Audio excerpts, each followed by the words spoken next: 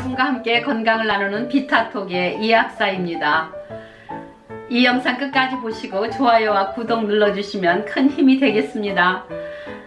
요실금, 입에 올리기도 싫은 그런 증상이지만 이런 것으로 인해서 많이 고통을 겪는 사람이 많이 있습니다. 그런데 지난번 방광염에 이어서 방광염을 잘 치료하지 못했을 때에 신장과 또 방광에 관략근이나 평활근이 긴장을 놓치면서 텐션이 낮아지면서 소변을 홀드하지 못하고 그냥 놔버리는 경우가 있습니다. 그래서 이런 경우에는 세 가지로 볼 수가 있어요. 요실금 방광염을 치료하지 못해서 오는 경우가 있겠고, 두 번째는 영양이 충분치 못하여서 내 각 기관에 공급이 원활하지 못해서 그렇게 될 수가 있습니다. 세 번째는 원활하게 되었다 하더라도 그것을 잘 흡수하고 배설하는 데에 문제가 생겨서 이런 요실금이 올 수가 있습니다. 제가 오늘 말하는 거는 두 번째, 이렇게 잘 흡수가 안 되기도 하거니와 흡수가 됐다 하더라도 독이 될 수 있도록 배설이 잘 안 될 경우를 이야기하려고 합니다. 신장은 물을 뿜어주는 역할을 합니다. 여러분은 오늘 정말 신수가 참 좋네요. 이런 얘기 들어보셨죠? 신수, 신장할 때 신자 또는 몸 신자를 쓰기도 하지만 신장할 때 신자에 물 숫자를 쓰기도 합니다. 신장은 항상 물이 충분히, 체액이 충분히 있어서 몸 안에 여러 가지 염증이 있을 때 소방관의 역할을 해줍니다. 사람이 어떤 사람은 똑같이 밤에 같은 업무를 하고 굉장히 힘든 그 오버나잇 잡을 했는데, 어떤 사람은 귀가 이명 소리가 나고 어떤 사람은 배가 몹시 아픈 사람이 있고요. 또 어떤 분은 방광염이 오기도 하고, 여러 가지 각 사람의 그 몸이 약한 취약한 부분으로 그 병의 증상을 나타냅니다. 그래서 이 한방은 이런 여러 가지를 볼 때 각 기관을 치료하는 것도 중요하지만 그 병이 원인이 된 그 부분을 딱 잡아서 치료를 할 때가 많이 있습니다. 그래서 이 사람이나 저 사람이나 똑같은 약을 써야 될 때가 있다는 거죠. 숙군산을 여러 사람들에게 처방할 때에도 그 사람이 어떤 원인으로 이것이 왔는가, 그것을 먼저 보고 간을 보호해주고, 그리고 위장, 비위를 좀 강하게 해줘서 중초를 잡아주는 것이 중심이 됩니다. 그래서 또 이제 아래쪽으로, 하초 쪽으로 신을 보호해주는 그런 약재를 쓰게 되면 신이 허한 것을 잘 잡아줄 수가 있습니다. 오늘은 신이 허할 때, 즉 영양이 잘 공급이 안 돼서 신장이 역할을 다 하지 못하고 있을 때에 우리가 쓰는 한방의 약재는 주로 팔미와 육미를 쓰기도 하는데요. 팔미지황하고 쓸 때에 그것이 약간의 소화가 안 될 수가 있습니다. 그러신 분들은 식후에 드시도록 하고요. 그 전에 보증 익기탕을 넣어서 미리 식전에 그것을 먹게 해서 몸을 보호한 다음에 팔미지황한이나 육미지황한을 이렇게 복용하도록 그런 방법을 쓰기도 합니다.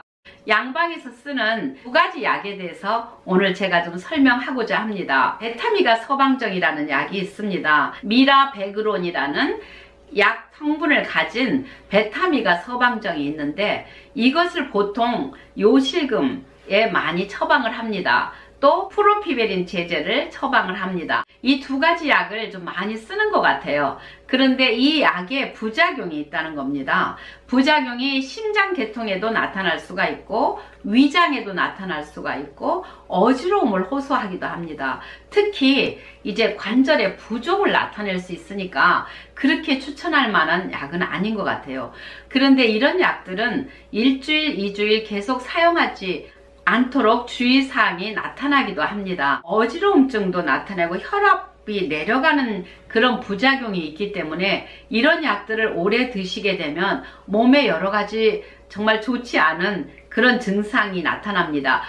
대개가 연세가 드신 분들이 이 요실금을 호소하게 되는데, 이런 분들이 이 배뇨 곤란을 치료하기 위해서 이 약을 먹고 오히려 어지럼증이 있고 그렇게 되면은 좋은 약이라고 볼 수가 없겠죠. 그래서 저는 이렇게 요실금으로 오는 환자에 대해서는 제일 먼저 이분이 기력이 약했나, 그동안에 어떤 비타민을 어떻게 드시고 계셨나를 먼저 체크합니다. 그리고 어떤 스트레스로 지금 힘들어 하는지. 세 번째는 영양 공급이 비타민을 잘 먹고 있는데도 그것을 홀대해 주지 못하고 계속해서 빠져나가기만 하고 있는지, 그 세 가지를 잘 살펴야 됩니다. 그리고 이분의 연세에 따라서 그 요실금의 정도가 어느 정도인지를 파악해서 약의 용량을 정해야 됩니다. 한방 과립제로 굉장히 요실금이 잘 잡히고 있습니다. 여러 가지가 많이 있는데 보통 이제 8미나 6미로 잡히지 않을 때는 그 다음 제가 다음 영상에서 설명을 드릴 텐데, 스트레스가 너무 심해서 오거나 허약한 사람일 경우에 볼 수 있는 부신 피로 증후군을 가진 사람들한테서 오는 요실금에 대해서는 다음 영상에서 설명을 드리겠습니다. 제가 말씀드리고 싶은 것은 우리가 양방에서 먹는 그러한 요실금에 대한 약들이 처음에는 효과가 있는 듯 하지만은 오히려 그것으로 인해서 여러분들 몸에 부작용을 나타낼 수가 있기 때문에 어지러움증이나 관절이 붓는 것이 있으면은 오히려 더 불편하지 않겠어요? 그래서 그런 것보다는 여러분들의 그 몸을 보호하면서 낫을 수 있다면 얼마나 일석이조에 도움이 되겠습니까? 이제 한약을 드실 때는 어떤 찬 성분이 들어갈 때, 이 찬 성분이 들어가야만 이 약에서는 효과가 있을 것 같은데, 이 찬 성분으로 인해서 그 먹는 환자분이 많이 고통을 받을 때는 그 찬 성분을 조금 덜어주되 이 더운 성분이 같이 들어가서 둘이 잘 융합돼서 오히려 그분한테 효과를 줄 수 있도록 그렇게 배합을 합니다. 옛날에 그 1000년이 넘은 그 전에 어떻게 이런 생각들을 했는지 놀랄 때가 많이 있어요.